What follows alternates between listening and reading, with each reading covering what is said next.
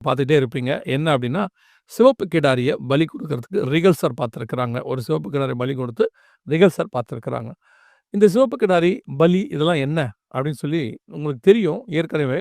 ஆனாலும் ஒரு டைம் லைனா இத உங்களுக்கு சொல்ல நான் விரும்புறேன் ஃபர்ஸ்ட்.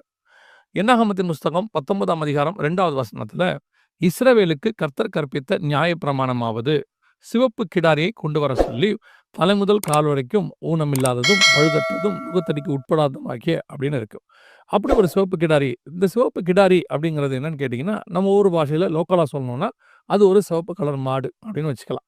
இதுதான் அவங்க பலி கொடுக்கணும் அப்படின்னு ஆண்டவர் சொல்லி வச்சிருக்கிறார். ஸோ இந்த பலி அவங்களுக்கு இருந்துச்சு.